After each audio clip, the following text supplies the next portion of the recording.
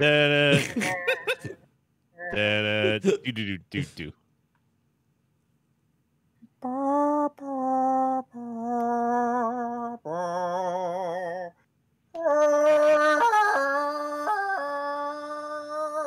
da da da do Beautiful. do.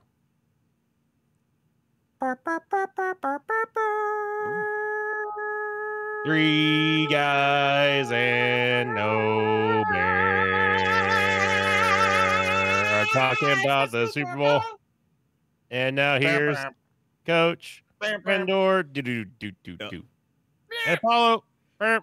Really threw me off with the bird noises at the beginning instead of the end. Honestly, yeah, you were hitting like AC/DC levels there at the end.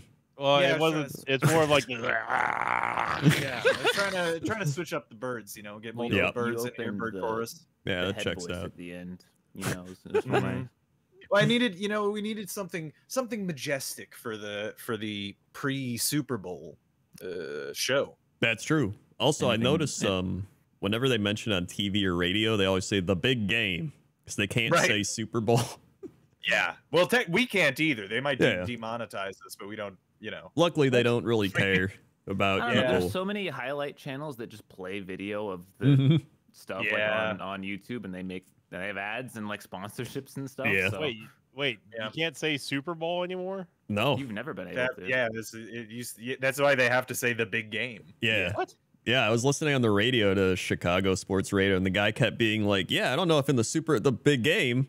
He would like keep correcting himself because he knew. Why? So if you watch commercials for the Super Bowl, you will see some of them will say Super Bowl and some of them will say big game. If they say Super Bowl, it means they paid for it.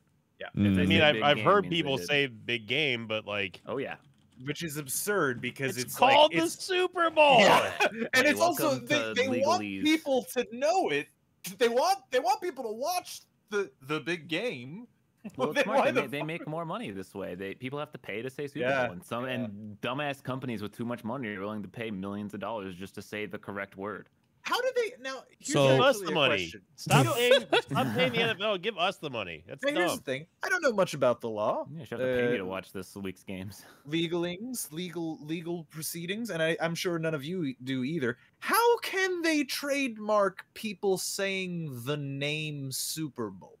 Yeah, I don't think they can. You can just say it, but I don't think you can advertise a product. You can't advertise it, but I understand. I understand that because it's a registered. Yeah. And if you're like on anything where there's advertising, then you're not supposed to say it. That's ridiculous. Super Bowl. Yeah, we're fucked. We're done. Oh we're gonna lose out our. They're gonna call the NFL. Everyone into the comments section, please don't call the NFL police on us. Yeah, we need our 49 cents of ad revenue we get from the show. I vote we call it the very powerful large football event. Yeah, now we're going to Super Bowl. You know, they could try to penalize us, but they'd probably miss it, honestly. Yeah, they probably would. We'd have to replay it a few times. Yeah. Imagine if the NFL could send fines to us. That would be the fucking worst. That'd be great. Imagine if they were listening to our show. Dude, apparently they tried to trademark the big game like years back. Jesus Christ. That's awesome. Scumbags, man. Yep. Total scumbags. Yep. Fantastic. So we've got one more football game left of the season, Coach. Yep. And we have some football news as well. Lots of news. Lots of news. Good amount. So first is head coach hirings. We've got the Texans picking up DeMeco Ryans, the former Texan. DeMeco Ryans, sorry, on a 6-year deal. Yeah. Why? Why are you signing coaches for 6 years? I don't understand. Yeah, I don't know why they'd go for that long. It doesn't matter. It's all guaranteed and it's paid out of the owner's pocket. It doesn't have any effect on cap. It's like all the owners saw like Hard Knocks and Cliff Kingsbury like, oh, well, that seems like a good deal. Yeah, Let's do we're that. seeing the effects of that for like, the Raiders where they can't fire their coach because they don't have any money. Mm-hmm. Yeah, I don't know. It's like cool. I mean, maybe that's what the Texans have to do, but either way, I think it's a good hire. Ridiculous. He's not like I'm saying it right now. You can quote me on this. I don't think he's going to even make it past year like 3. Is there? Has he coached before yet? Yes, he was the defensive coordinator. He's never been a head coach though. Yeah, he was the defensive coordinator for the 49ers? Yeah, it was Niners. Oh, Yeah, okay, for the Niners. I mean, that's pretty good. But yeah. again, we've seen coordinators. Some go to the Jets. And I don't, yeah, you know, I don't have a lot of love for defensive. Yeah, defensive-minded head coaches seem to be the way of the dodo at this point. Yeah, I mean, we've even had like play like Vic Fangio is another one with Denver. He didn't do great. Like there's a few others I can see in my head. I can't name, but like it does seem like offensive-minded coordinators just do better. But it feels like offense just does better in general in the NFL. I mean, all the teams in the playoffs for the conference championship are offensive-minded head coaches. I still think Lovey didn't get a fair shake. He never does, really. Yeah, I agree with that. Yeah. And I think Houston should have given him a chance. This kind of seems like they're kind of doing the same thing to DeMeco Ryans right now, where like he's there to be a tank commander for a year, and then no, they wouldn't sign him for 6 years if that was the case. Yeah, that's a good point. Like they definitely feel like he is the guy, and I feel like they're hoping he's kind of like a player coach too, because obviously he was a player not that long ago. He's got backing of JJ, so who knows? Yeah.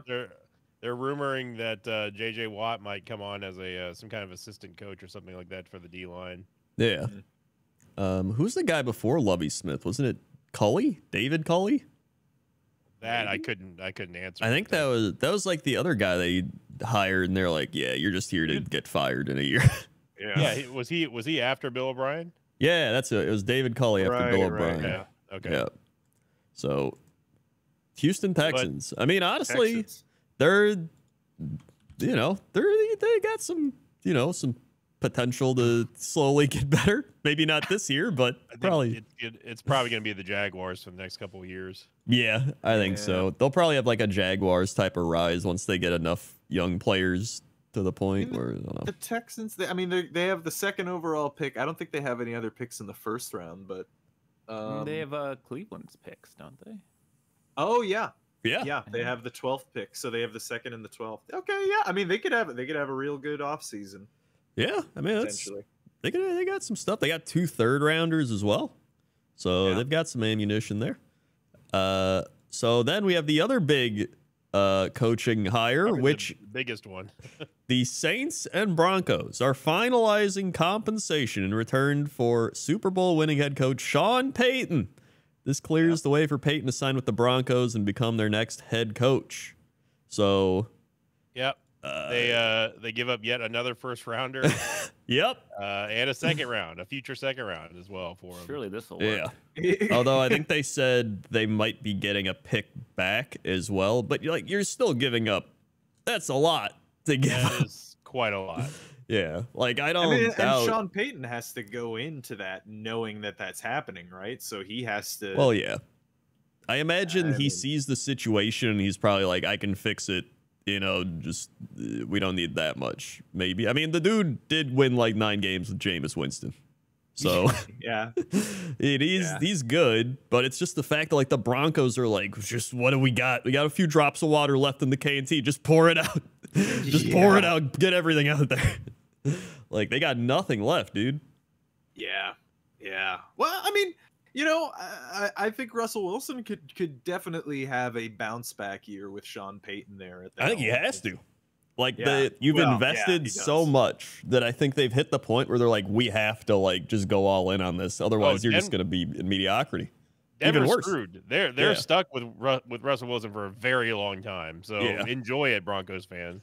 Yeah. So I think they're just banking on like, listen, like the first and second round picks, if we use them, we're still going to suck with like a bad coach. So they're just banking on Sean Payton coming in and like just coaching just doing a coaching mastermind like situation here. I mean, when you get roasted by Patrick Starr, it's just there's no coming back from that. Off. That's probably one of the most memorable, legendary moments of this entire season. That was incredible. Entire Definitely shitty a highlight. Yeah, they should have they should do the Nickelodeon Super Bowl, to be honest, because they should. At this point, I'd be game for it. I don't know if even that would get me excited about the Super Bowl. Yeah. Also, really. We have Aaron Rodgers on the Pat McAfee show today said, it sounds like there's already conversations going on that aren't involving me, which are interesting.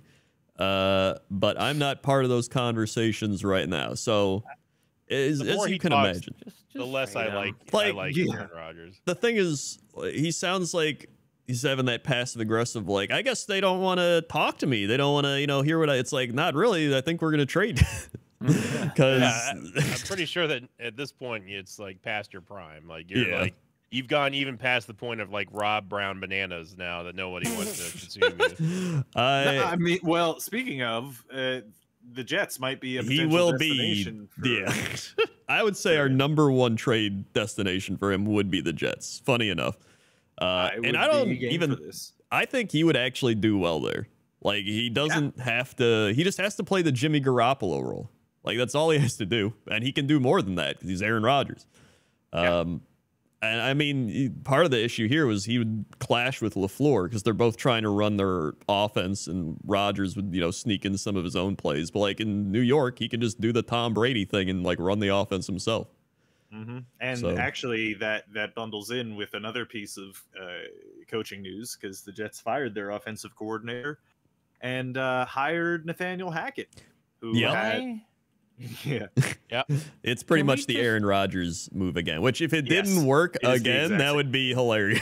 I'll be real mad if it doesn't work again. I'm just why do teams hire coaches that aren't good? And you say, oh, but he's a good offensive coach. Did you watch any of the Broncos season? Like, I wouldn't touch that guy with a 6-foot pole. Why would you?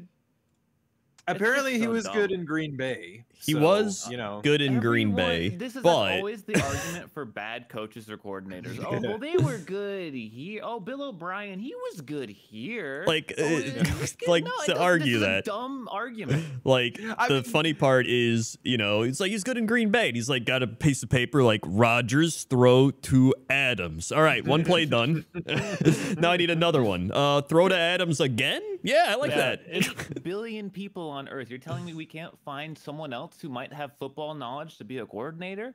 There's gotta be so many good candidates out there who just don't get an opportunity because of the fucking nepotism of this league. It's so ridiculous. It's like having a school send a kid off to like a math championship. It was like, well, he was pretty good in spelling bee, so surely he's gonna be good at math.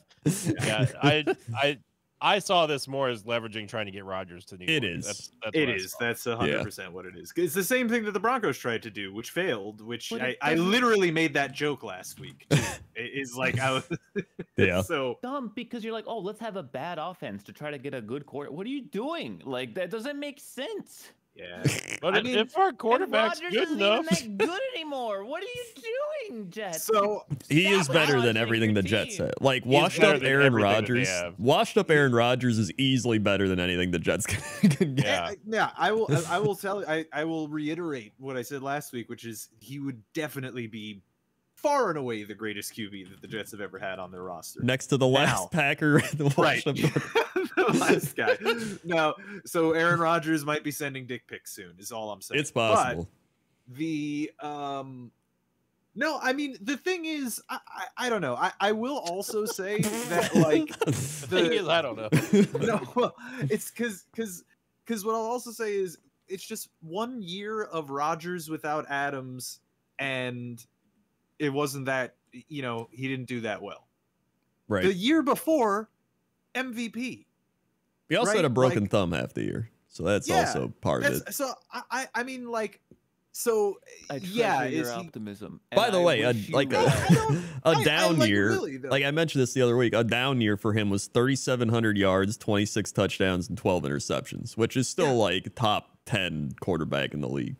That would be it would and we looked at it, right? It would be first in touchdowns and whatnot and interceptions. Look, just not in yards. Aaron Rodgers, I would still root for the Jets just because that balances out my hatred for Rodgers, but my desire for the Jets to do literally anything. And I want it some kind of happiness. I want it for the same reason. Like if he goes to the Jets, I'm like, dude, it's like Rob's team, and I get to cheer for Aaron Rodgers again. It's just like what Bear did with Tom and the Bucks. It is. It's actually an oddly similar situation. Yeah, it's pretty much it's Tom like 2.0 right there. That's what happened. I think that it would be very interesting to watch Rodgers throw to Garrett Wilson. That's if seeing him and like Wilson's already probably going to get offensive rookie of the year if it doesn't go to Kenneth Walker III. I think that instantly puts the Jets higher than what they could have done this year. Yeah, and Breece Hall. And Breece Hall is coming back. Yeah, I mean that's the Jets. You know, Rob, we say this at the end of every season, but we're rooting for you there, buddy. Yeah. Yeah. And I want your draft picks as well. Yeah. Well, I mean, that's where all this comes from is Crendor secretly wanting the Jets draft pick. I mean, we'll see, because like the thing is, I don't know how high he's got a big contract. I'm not sure that like you being able to offload the contract is probably going to factor into the trade. And like I said, Joe Douglas is pretty frugal. So the Jets have the cap space though? Well, technically no. How much dead money would it be? If they got Rodgers. Well, I don't know. Let's see. Going to the salary cap truck. Yeah. Salary cap. But yeah, I'm very much ready to go on the Jordan Love train now. Like we've seen him play, and honestly, like you can't make too many judgments based on coming in like backup situations and whatever. But like he's looked good enough to get a shot. You know what I mean? Like when he's played, you're like, wow, he makes the throws he needs to make. He looks like poised back there. Like he deserves a chance to start, and that's what I think they should do now, especially because he's on the 5th-year option. They have to accept or deny by like I don't know March or something. Like they're gonna take it, like no doubt. It would be fucked up, honestly, for him to not start. That's like it's messed up for his career for them to keep him on the bench for that long. To be honest, right? Because there's other guys from that draft class are playing in the playoffs right now. Yeah, that's it is crazy. Yeah. And like again, when he came in, he looked good. Like he made accurate throws. Like he looked confident. He looked poised. Like that's all you can ask of him. So he's earned the right to have a chance, pretty much. Yeah. Playoffs. And so I think what happens is they do that, and then they probably draft another rookie to sit behind him, and then there you go. That's probably what you do. Plenty of quarterbacks in this year's draft. Sure are. And I'm glad we don't have to, as a Steelers fan, we don't have to fucking worry about that shit. Yeah. What's that like? Hey, man, as much as I hate some of the coaching decisions, the Steelers just draft like kings. They're king draft team. They really do. So then we had football games. Oh. Yeah. Boy, howdy did we have football games. Let's talk about the less, I want to put a bullet in my brain games that happened. There was one of those in that last week? Well, I mean, I could exist in a world where this game existed and not be like too upset. So we had Eagles 49ers, and it was a blowout and a bad game because, like, was that 5th play of the game for the 49ers? Purdy got hurt. 6th play. Yeah. Yeah, significantly hurt, like just out of the game. Yeah. Probably would have been out of the season if this was earlier. Yeah, he's gonna be out 6 months, I heard. Oh man. So that is he was reeling back to throw. He got hit in the throwing arm, and well, do we know exactly what it is? UCL injury. UCL. Yeah. Wow. It's his elbow, and it really robbed all of us. Rob, get it? It robbed us the experience of the game that we should have been able to enjoy. This should have been a good. It should have been a good. It should have been a good game, yeah. But it was unwatchable. Yeah. And a lot of people are like the officiating. Well, I mean, we'll get to the officiating in the next game. But we'll get to the officiating. And this game was also really bad, but it's not as important because, I mean, the Niners died on that field. Their whole team was injured. Like 4 out of their top 5 players were all injured at some point in that game. It was. Go ahead, Rob. Well, I was just gonna say, like, when Brock Purdy got injured, when they came back from the break, they were like, "Oh, hey, by the way, Joey Bosa is also injured." Nick Bosa. Nick Bosa is also injured. Yeah, he got How injured that in happened? the dumbest way. Yeah. Like he wasn't on the field. A dude ran into him. Sideline. Yeah.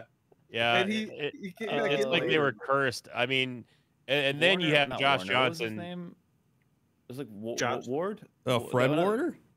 No, one of their good defensive players. Oh, Jimmy Ward. Something like that. He also got injured at some point in the game. Yeah, like very early on. And then you have Josh Johnson who came in, and God bless him, he's not ready. And then he horrible.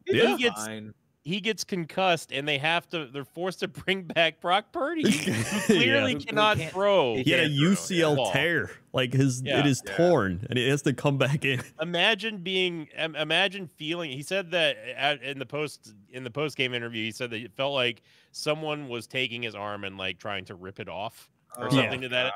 And imagine feeling like that, and then being told, "Look, you've got to go back in," because it's not that Josh Johnson did so horrible that like they just had to like just get him off of there. He got concussed. Yeah. So it's like, how cursed do the Niners have to be in this game? It was freakish for them to get knocked out.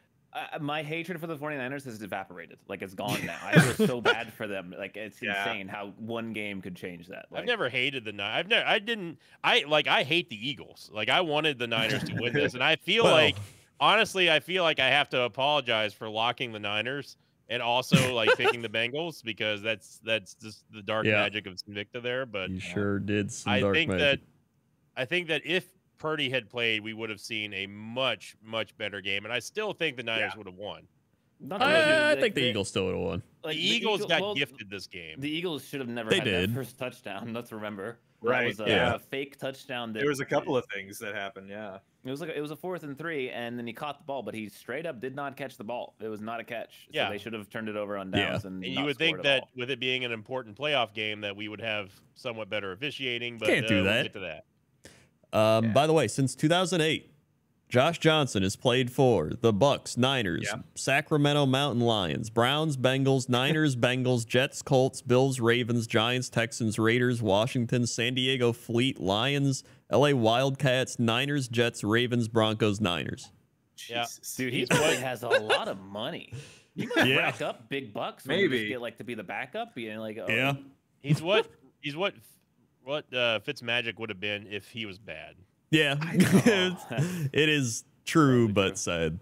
I bet he doesn't. That's gotta be the dream, though. That's if you're not good enough to make it, like the next best thing is to just rack up a bunch of money. Just be a journeyman quarterback. You get to see the rest of the country. You get to make lots of money. No, you don't have to get hit every week. You can get autographs from like all the teams you play for. Apparently he has like 10 million something in like career earnings. So not bad. I mean, for basically being third string everywhere, that's a pretty nice gig. That definitely is. Although you have to travel everywhere, That's kind of depends on how much you like traveling. Travel everywhere for like 8-9 years, and you're set for life.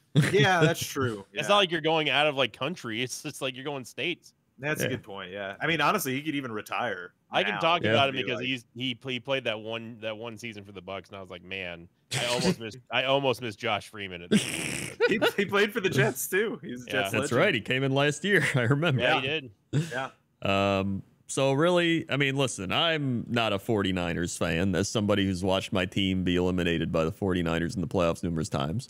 But I did feel bad for him, because you still want a competitive game, right? You still want them to like be at their full strength when they're playing.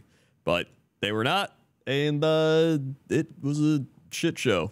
So it's funny because like you guys all have teams that you hate. I wonder if this is a function of having teams that are good, so you're competing. Well, yeah, they're playoff battles. Because like, see, I only hate the Patriots, and they're even kind of bad now. So it's like it's kind of sad to hate them. So every one of us has a team that we hate, then, Rob.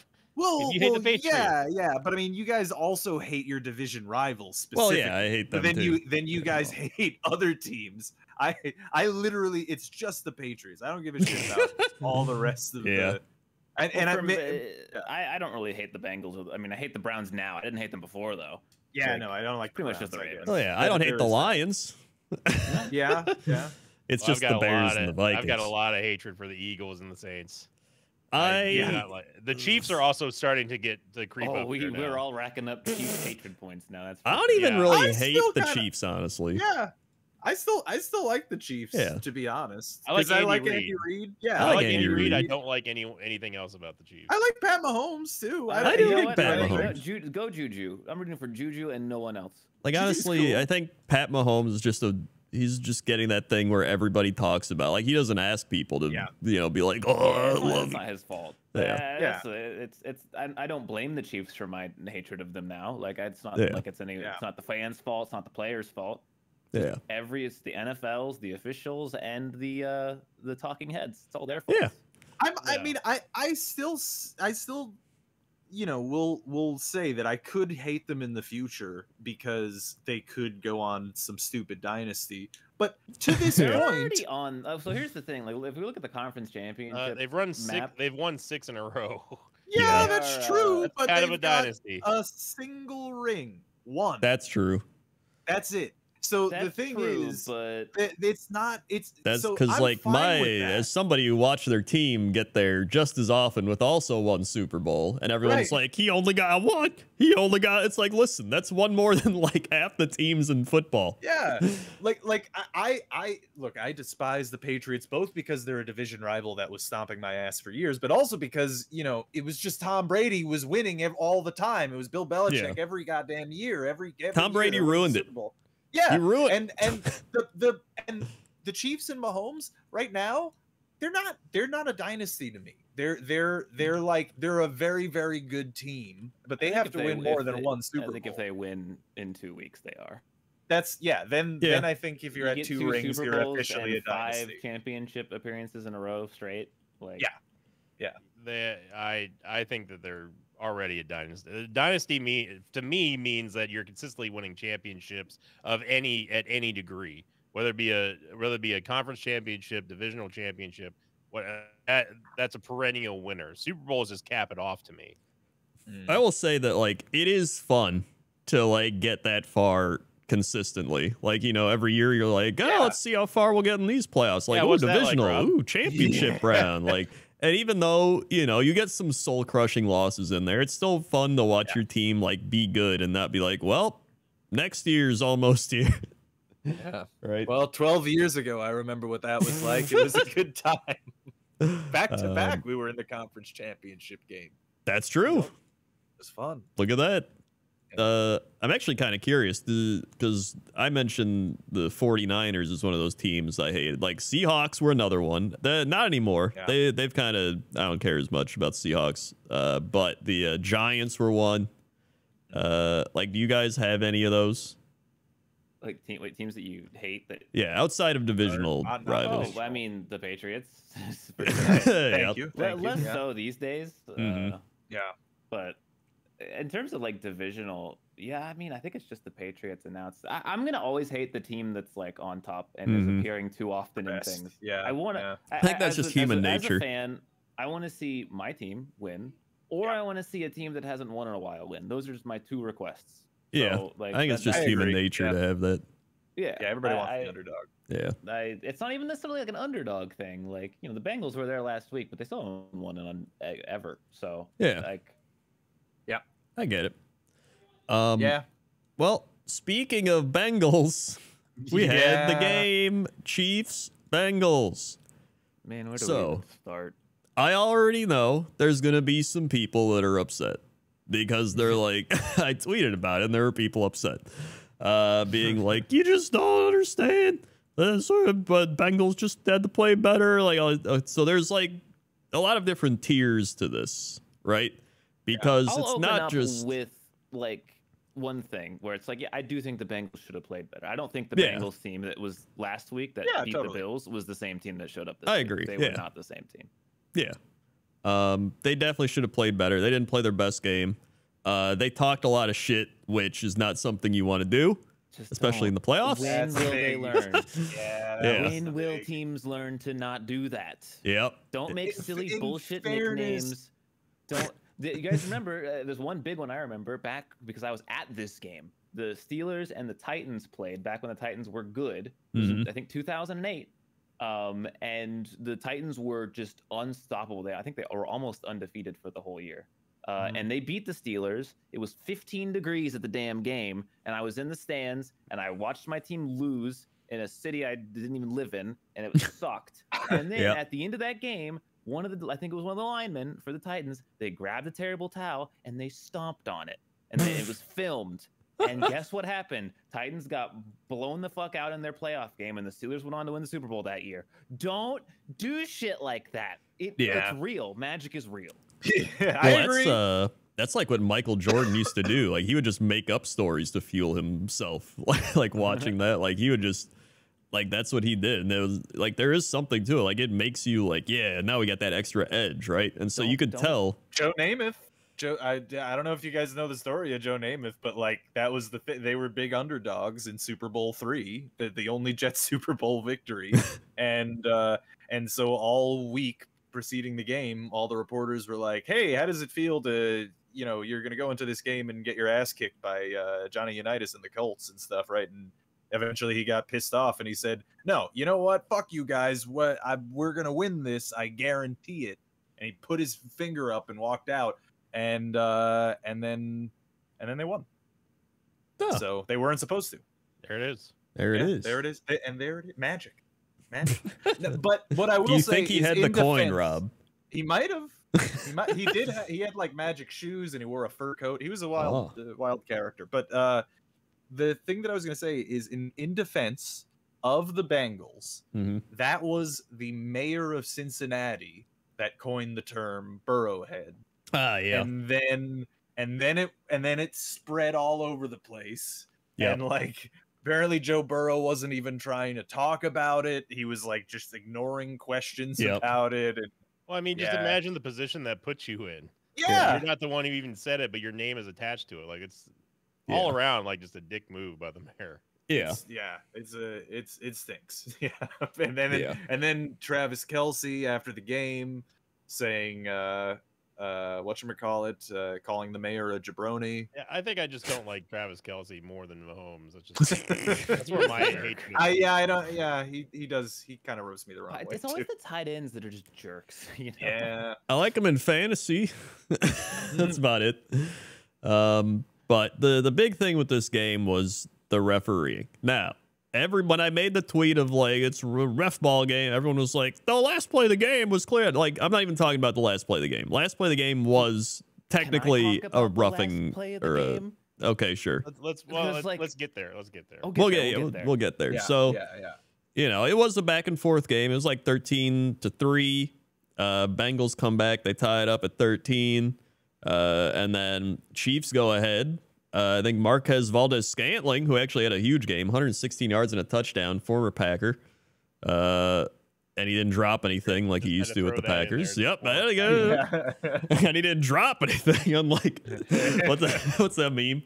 No, it was the guy on like the Eagles. Aguilar. Aguilar. Unlike Aguilar. Yeah. And then, you know, Bengals come back, they tie it up. So it's 2020, right? And the Chiefs got the ball. And it's, what is it, 3rd and 9? Oh. 3rd and 9. And they don't get it. And they're like, all right, well, there we go. And then everybody goes on the field. They're ready to like punt. And then the referee's like, hold on. Redo that. And everyone's like, what? They're like, yeah, redo that one. We like called it dead. We weren't ready. And we got to redo it. I have never seen the specific issue. Apparently, was the clock was running when it wasn't supposed to. I think. And so they were, but like, there's so many layers to that. I also heard that it wasn't actually running. That they said that that's what it was, but it wasn't. Oh, and running. It wasn't that. That's even fucking. That's that's so much worse. So I don't know if that's true, but that's what I remember reading. Yeah. They even showed one of the line judges trying to run on the field, making the worst attempt to stop the play. He was so invisible that like it's no wonder that no one but a camera caught him doing it, because there's no whistle. Don't they have whistles? Like, yeah, there's no whistle, whistle. Like, just start Arrowhead. whistling. It's so loud in Arrowhead when the Chiefs are on offense. Yeah, I've never in my life seen a 5th down before. that right there should have been. They got a 6th down. Yeah. They got 6th bullshit down. Pass interference penalty. Yeah. So even Mike Pereira, who fucking sucks off the refs every fucking game, even he said it wasn't pass interference. Yeah, and Pereira was on point with a lot of the non calls or missed calls, because they showed the intentional grounding immediately on the next Bengals possession. Perine was right there.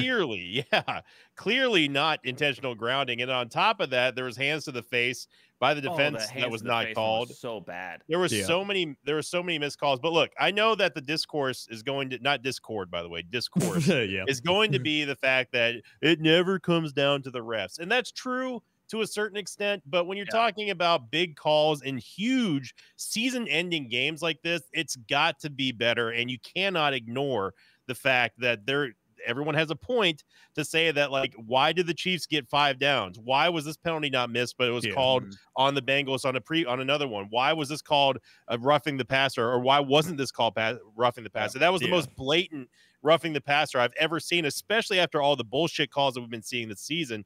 For that one hit on Burrow, which everyone knows which one I'm talking about, how that wasn't flagged is unbelievable. And then on top of that, you had the Asai unnecessary roughness call on Mahomes that basically just sealed the deal for the Chiefs.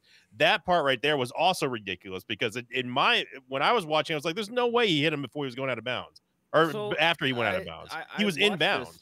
There were 2 angles. It's technically the right call, which is the worst kind of right, honestly, because so from the angle that they showed live, it did look pretty bad. It looked like it was a blatant like foul, and you're like, man, how could he do that? But then watch the top down angle. The top down angle, Mahomes is literally just stepping out of bounds with 1 foot. Like, he is literally right as he's getting pushed. Not to mention, they're both running full speed. You know, like, people are acting like this was like a dumb penalty. Like, how could you do that in the championship game? Bro, they are on the cusp of field goal range with like 10 seconds left, and Mahomes is turning it upfield. Every single yard is so important in this play, because it's a field goal. It's going from like 50 to 49, 48-yard field goal. It is so important that he does not get an extra like 5 yards or even 3 yards. He is just trying to make that play. And legit, like, he just pushes him to make sure. It wasn't some like, oh, I'm an aggressive big lineman, like clock him or something. He's just trying to help his team win the game. It was actually such a like non-call in such a way. Like, it just looked bad because they were running real fast and he pushed them. Like, I'm watching it. I'm watching it back right now, actually, again, because I always put the highlights on whenever we're playing. But yeah, I mean, you know, I don't know. It's technically a correct call, but like and I will say that, like, the angle that Mahomes is running at, he is not. Maybe if he's Lamar Jackson, he could cut back inside, right? But the angle that he's running at, it does seem like he's clearly headed to out of bounds, right? That's what he's going for, and then the guy, Osai goes for the push. So, you know, like, it's probably it's just so annoying for the game to end that way. It is. I agree. The game. I do that agree. Penalty ended the game, and it wasn't like it was some brutal bad play or even like a really bad. Like, it was just a push. You know. Yeah. I wonder if Mahomes was even injured, if that even gets called. Like, I legit, like. Or if it's just any other quarterback. If that even gets called. There are going to be people who say that you can't that anyone blaming is on the ref doesn't know what they're talking about. And again, yes, the referees are not the ones making the plays. They're not the ones who have to get the first downs and the touchdowns. It ultimately falls upon the Bengals. But football is a game of momentum. And whenever a team has momentum and it's shut down by either a bad call or a missed call, then you got to at least put it in a factor, okay? You can't just ignore that. That was my biggest issue, honestly. Yeah, that's the problem that I have with the argument that's saying, like, well, you can't, it's not always on the refs, it's blah, blah, blah. It's like, okay, but sometimes it is part of the factor. You can't just ignore that. Yeah, like you on that third down play, for example, like it was 3rd and 9. You make a big stop. You're like, all right, guys, we get the ball back in the 4th quarter, and it's like, oh, it doesn't count. Do it again. Like the amount of just momentum to get sucked out of you. Like, you kidding me? We just stopped them, and now we have to go do it again. A big field position change too, not to mention. Yeah, you put everything in your being to stop this play on 3rd down. You do it, and then all of a sudden you have to do it again. Like, what? Yeah. Especially after it rolled over to a 4th down. Like, I would love to talk to someone who tried, like, it's usually Chiefs fans, by the way, who bring this up where it's like, you can't blame the refs. It's like, okay, but do you agree that had to have had some kind of negative impact on the Bengals? Yeah, it just bottom line. Matter of and we're all guilty of this, so I'm not calling out Chiefs fans specifically. You guys are just this is where we're at right now with this game. You cannot all agree that the officiating has been dog shit all year. Dog shit. And then, when you benefit from it, you can't just go, oh, well, sorry, that's just the way the game is. And that's the thing. I've seen that happen. It's like, well, that's just how it goes. Like, no, but like, it shouldn't be. The officiating needs to be better across the board. Yeah, the Eagles game was bad too. It has to be better. And it honestly, it sucks when it's your team, because obviously everyone's like, Packers get all the call. I've dealt with that shit for so long. But like, and if you do get a call, it's beneficial, and you're like, yeah, that shouldn't have been a thing, but it helps your team win. It's like, you can't just be like, yeah, like you still feel good about winning, but everyone's like bashing you, so you're like, right? Yeah. So it's it's a shitty situation. Nearly as good. And and honestly, like, we don't even know. Like, I'm not even saying the Bengals should have won. Again, I think if the Bengals that showed up last week showed up, they would have crushed it. But like, that game should have gone to overtime. Who knows who would have won? But that game, I think it should have gone to overtime. I just think if the refs didn't do what they were doing. Yeah, it just felt it felt one-sided in how they were calling it. I think that was my issue with it. Calls that are more important, right? Like there was missed calls are the biggest problem. The block in the back on the block in the back was actually the worst one. Yeah, I think out of everything, that was the worst one. Because it was a 40-yard swing, right? Yeah, like, and it was blatant. He was standing right there, and he just shoved him down. Like, that gets called on so many kick returns and punt returns, like almost every time.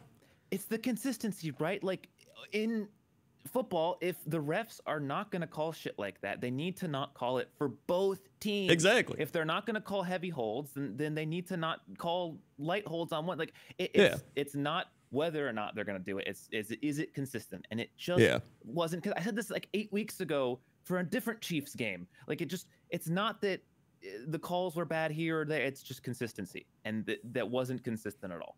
Yeah.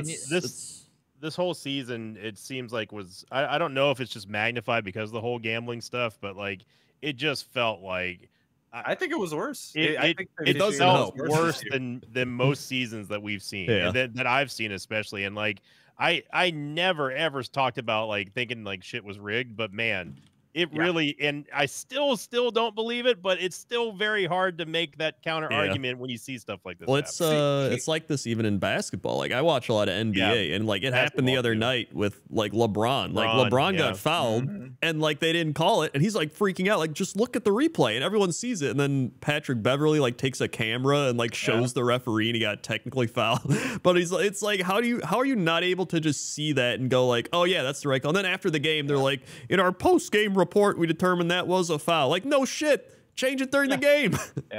Well, and the NBA had famously a big gambling scandal with their refs, and that was there was one person punished for it, and it was swept under the rug, while there was there were different sources saying that there were not just one person was involved in that. Yeah, and it still goes on. I hate to keep bringing that topic up, because like it's just grating to hear. It's accurate here, but it's important here. It's stuff that's important, because like we're not lovers of conspiracy theories. We're lovers of the game, of the sport. We just want to watch a good game.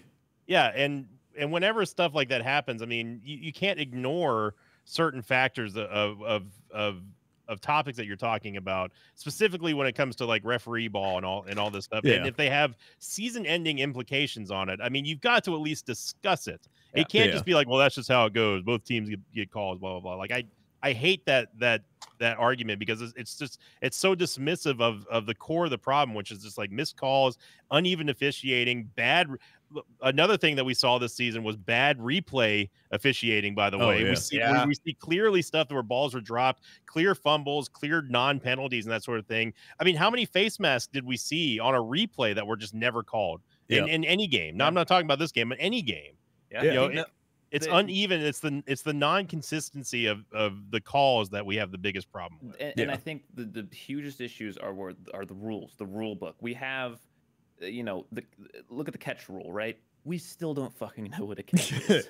We still don't know. The Make a football move. I think the rule is better than it was, you know, 2 years ago whenever they changed it, but like it's clearly still not where it needs to be. And we have another problem now. It's holding. Holding, there is like this whole section on what is and isn't holding in the rule book, but none of that shit matters because the refs just it's not consistent. We would know what holding is if they consistently called it.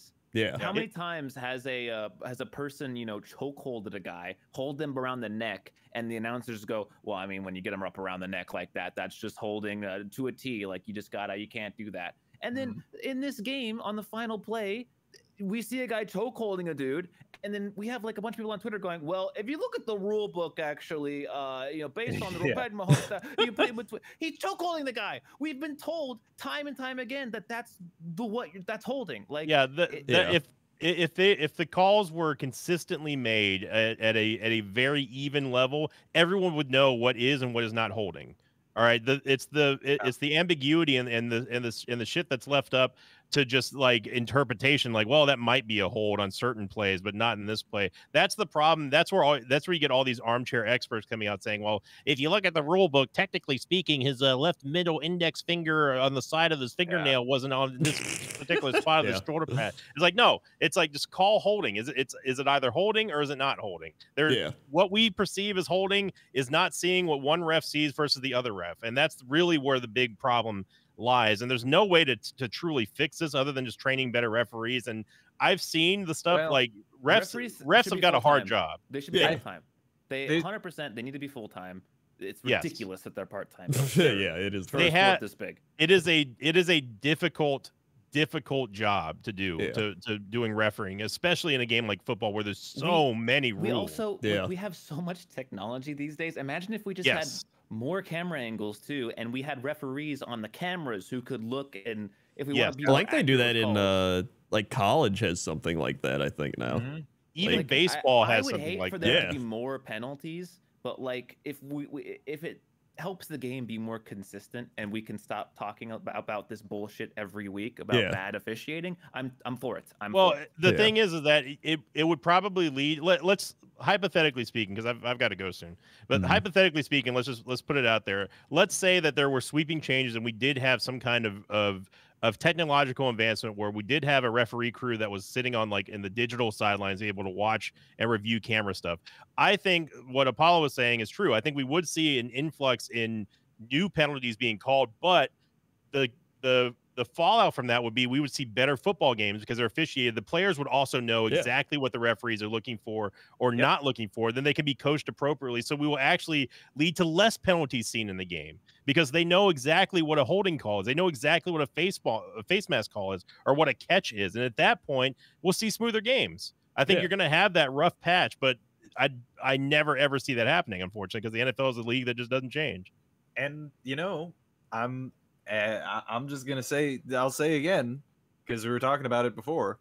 I think the rules are going to probably remain mostly vague and ambiguous and down to subjective calls by refs because of the gambling.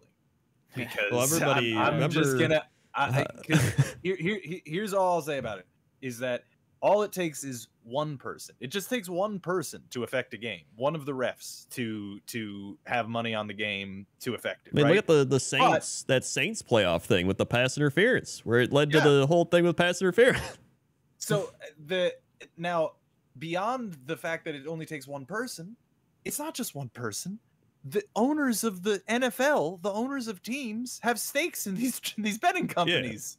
It goes all throughout. There's a lot of money in this right now. So I'm just saying there is a lot of financial incentive to. In a perfect world, we wouldn't have to even talk about this. But yes, it wouldn't be such a huge conversation piece if we didn't see Kevin Hart every single goddamn commercial break barking like a dog, talking about how awesome DraftKings is, or the Jamie Foxx MGM Grand one. Like it's so obnoxious, and I think that all of us can agree. Look, I like gambling. I don't like sports betting, but I like gambling. But we can all agree that it's not good for the game to see this every single commercial break, and it's just not enjoyable. It's not. And it brings it brings the integrity into question every single time you see it happen. And the irony to me is that you have things than like Calvin Ridley, who's like, I'm going to bet on my team to win, and they're get out of here for the year. Get out of here, you're gone. Yeah. Like that is not you dirty gambler. How could you bet on sport? How could you do that? But it's like that is like a weird kind of reaction even to that of just like, you know, almost like they know something, like we can't let anyone like try to get, like, you know, that's like how there's like there's people like, I would never do this thing, and then they get caught doing that thing. Like it almost feels like that type of reaction. Oh, it's totally a look. See, we're concerned about conflicts of interest. We're gonna throw the book at them, make an example of them. You know? Yeah, it's like it's the same with people are like calling like, oh, this guy's very racist. Then they see their like thing and they're super racist, like that type of thing. Yeah, but assaulting women though. Yeah, hey, just don't do it again. All right. Yeah, just don't do that. You can play again. Okay, so stop it now. This time I'm serious. Okay, this time we'll let you play if you sit down for a couple games. But hey, just don't do it again. All right. I was mad at 30, but 31. Now I'm don't do it again. But don't you bet on this game? Don't you do it? The NFL will kick you out. The NFL is also registered as an entertainment product, right? So they fought about this in court at one point, but basically, if they wanted to, they could just decide this team wins the game. Now they're not saying that they do that, but legally speaking, there wouldn't be any kind of like gamesmanship. Right. No, but there'd be riots. There would be riots. There would be a problem. Yeah, you'd have people burning at the stake if they did. There would be public outcry. Yeah, no, there would be a problem. Yeah. But, I want to make one final point before we move on, just for this game, because I know we're running out of time. At the end of the day, like I know people think that I like despise the Chiefs. I really don't. If anything, I despise what we had to listen to Romo. Oh yeah, the Tony Romo. Oh my God. I mean, we could go on for hours about how miserable.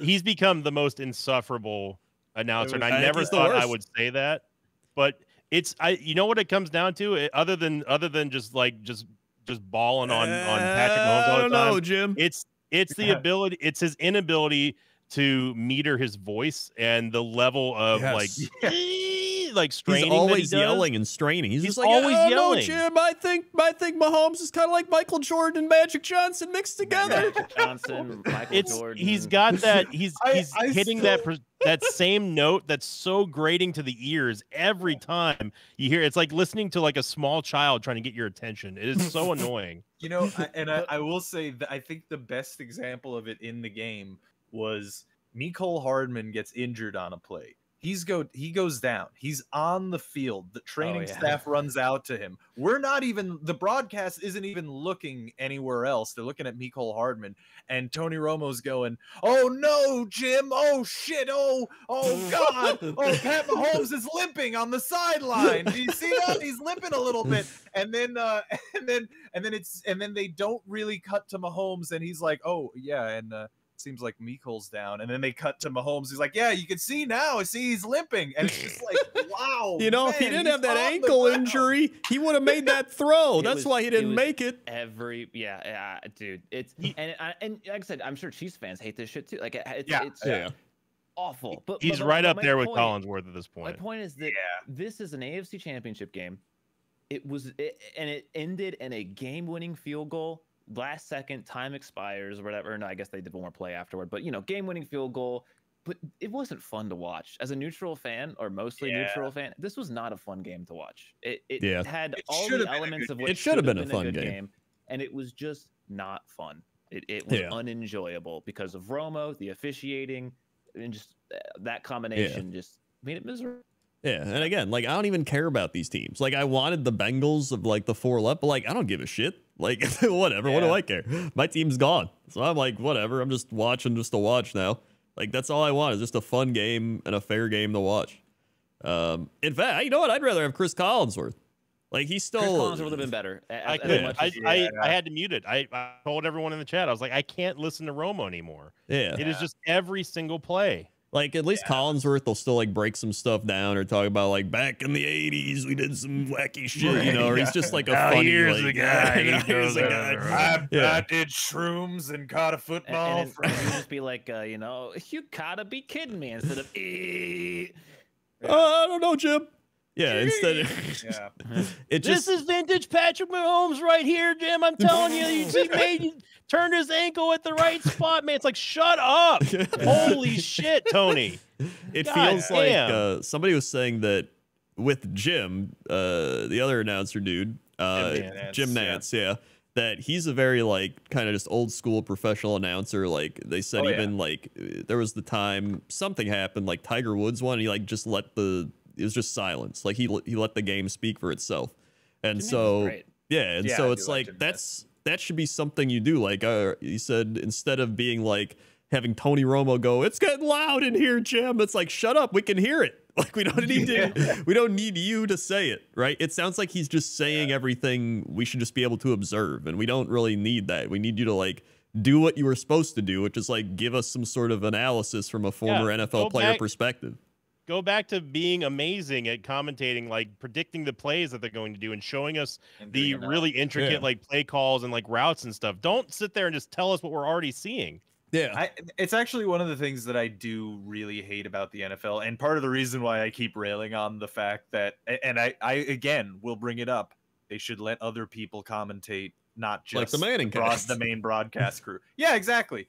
Because there are content creators on YouTube right now that break down play designs and whatnot that could do that on the fly. And I'm going to be honest, me as a fan of the NFL at this point in my life, I'm way more interested in the strategic aspect of the game that the broadcast does basically almost refuses to go into properly, right? Like, instead they want to do character pieces and like, you know, personal interest stories and drama shit and you know, like storylines. And like, did you know Patrick Mahomes' foot was an orphan in college? Right. Yeah, it's just like, it's just shit I don't care about. Meanwhile, there's all this strategy in the game that I honestly don't know a lot about, and I want to because it's interesting. You know, but they don't. That was it was like when I was watching the Packers Lions and the Manning cast, and he was literally like breaking down the defense and being like, Aaron Rodgers should run this ball here. And he's like, oh, he's doing it. All right, he's like, all right, they should run again. Just keep running. And they kept running. And he's like, all right, see, he's doing what he's supposed to do. And I was like, I would not have known any of this shit if they just like showed it randomly.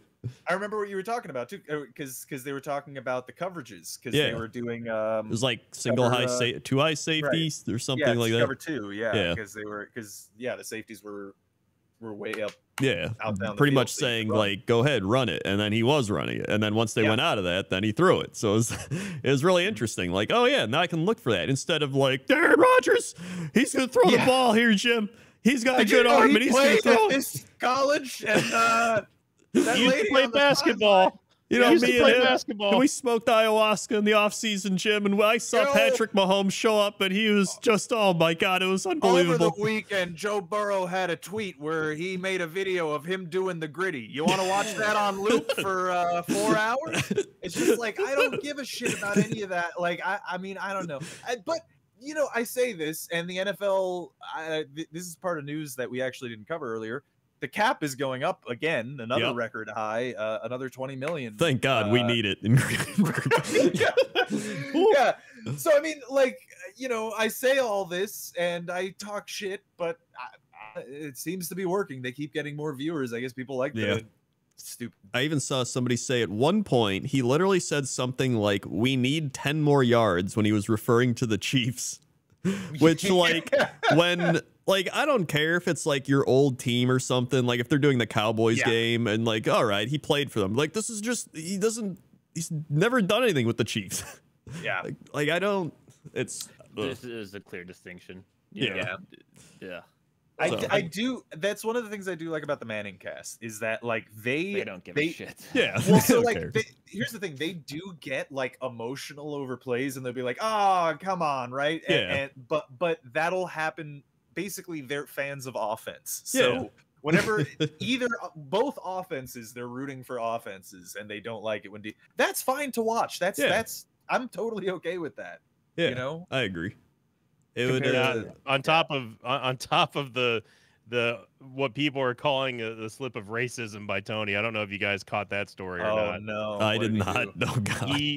He basically people are accusing him of almost throwing out the N-word there when he said that he was calling a particular play, and like there's plenty of meme. I don't think people are being that serious about it, of course, but of course Twitter is, of course. But Twitter.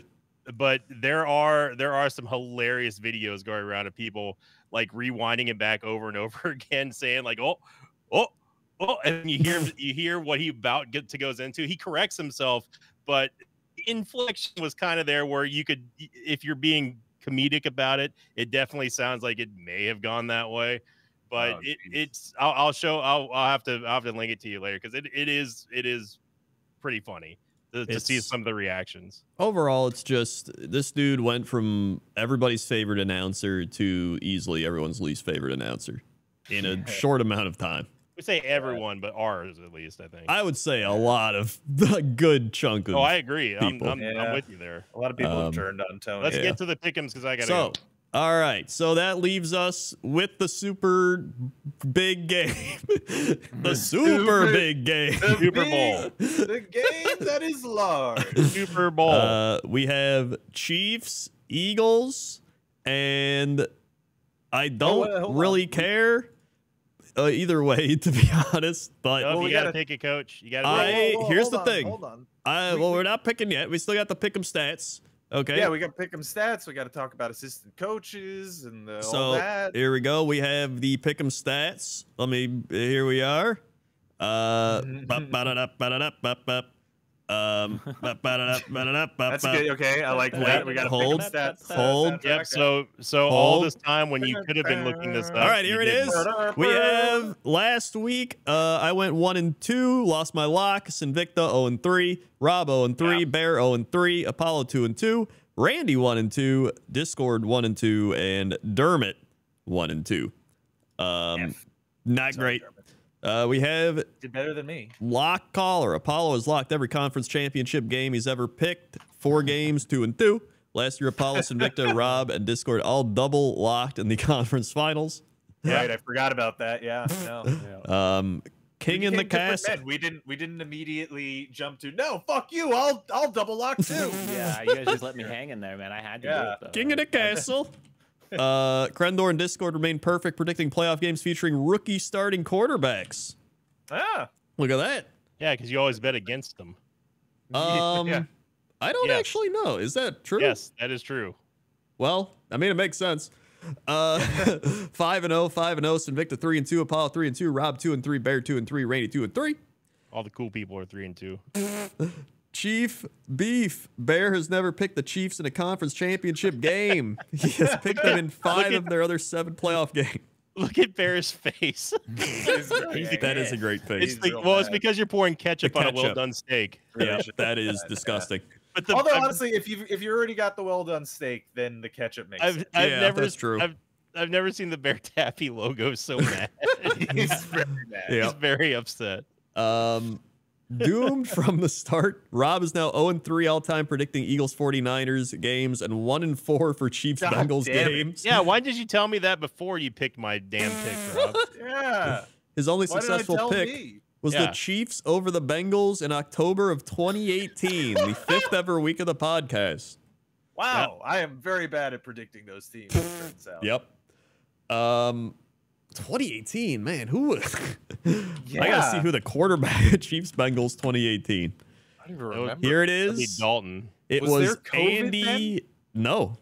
Dalton. That was 2020. Andy Dalton, AJ Green going against Pat Mahomes and Sammy Watkins. Oh, Sammy Watkins, yeah. Oh, yeah. Yep. Man. All right. I think that was Mahomes' first year, wasn't it? Yeah, it was. Probably, yeah. Yeah. Wow. So then we got picking on your friends. Sinvicta's 17-9, predicting playoff games locked by others, but not himself. He is 8-11 on his own locks. Well, but let's be fair, though. Most of that is because of the cursed lock, dark magic. Well, yeah. That is true. Yeah. Very, very true. So it's time to pick him. Pick him. It's time. Here we go. Our assistant coach of the week this week, Curtis, is our first returning assistant coach. That is true. It was also the first assistant coach ever. Yes. Crazy. Very true. What a world. Yep. And using the Patrick Star meme. Very fitting. Yeah. For the NFL. So Bear also gave us relevant information delivered from Pixel Haven themselves as well. That is right. We have Super Bowl AC pick. A couple notes. Curtis was the first ever AC and is now the first ever returning AC. The only playoff game they have incorrectly predicted was Bengals-Bills. And the only Chiefs game they got wrong all year was the Chiefs-Colts in week 3. Only Randy got that one right. So Curtis knows a lot about the Chiefs, it seems. That's true. It's very compelling information, I'm going to tell you. Yeah, and that's because Curtis picked the Eagles. Yeah. Well, I mean, these are all locks, right? We lock. Yeah, it's a lock. Yeah, 100%. I mean, it's a lock, yeah. I not only do I think I want the Eagles, and you know why I want the Eagles? Because they have Gardner Minshew. And I didn't realize it until like the other day, and I was like, dude, that's right, Minshew. He could be a Super Bowl winner. So just for that reason alone, I do want the Eagles. I don't really care about, I think Jalen Hurts, good dude. I like him. I like AJ Brown. But whatever. But Minshew. Now that should be a Super Bowl winner. So that's why. Obviously rooting for the Eagles. Because I also like Jalen Hurts, and I would like to see him win. Yeah. I think that would be cool. That being said, I think the Chiefs are going to win. So I will be picking and locking the Chiefs. Well, just because I'm doing a normal thing. I just think they're going to win. That's it. I legit think the Eagles are probably the most complete team in football. Yeah. Like, I think their defense is good, their secondary is good, their offense is good. I don't know. They literally, their 2 playoff games are the Niners, who lost all their players, and the Giants. We don't know how good they are right now. Like, I mean, I'm just kind of dialing it back to even the regular season. Like, they've just always looked like the most complete team. True, but I'm just saying that I feel like we've got that they might be. Feel like they lost to the Saints. Remember, like they did lose to the Saints and the Commanders. I think that they have had the easiest playoff route of any team ever in football history. And I will say, like I was saying in the Discord before, that as soon as the Eagles won that Niners game, that whoever won the AFC championship was just gonna win, because I kind of agree. The Eagles don't. When I was watching them in that Niners game, I don't know. I mean, yeah, it was still a stomping, but I was expecting more of a stomp considering the circumstances. You know what I mean? Yeah, I don't trust the Eagles right now. I don't either, but I think I'm gonna pick them. I don't trust the Eagles, but I'm gonna pick them. I really don't. And wait, no, but see, I'm bad at picking. Okay, hold on. I need to cross-reference this. All right. I will say 0-3 Eagles 49ers, 1-4 Chiefs Bengals. So I'm better. That I have no idea how to discern. Just go with your heart, man. What does your heart say? I have to go, Rob. I will say the Eagles have had the #1 pass defense all season. All right, fine. Peer pressured me into it, Eagles. I'll take the Eagles. All right. We got there. Finally, I don't like either one of these teams, and I hate that I have to pick one of them and lock one of them. So I'm going to pick the Eagles, but lock the Chiefs. There you go. What a play. He's done it. Oh, and also, for the Eagles, Nick Sirianni, Italian Stallion, head coach. He could be the Italian Stallion. He could be the Italian Stallion. We also didn't mention that that this is the first Super Bowl with 2 black QBs playing on opposing teams, so that's pretty cool too. That is cool. I want to bring up a actual big statistic.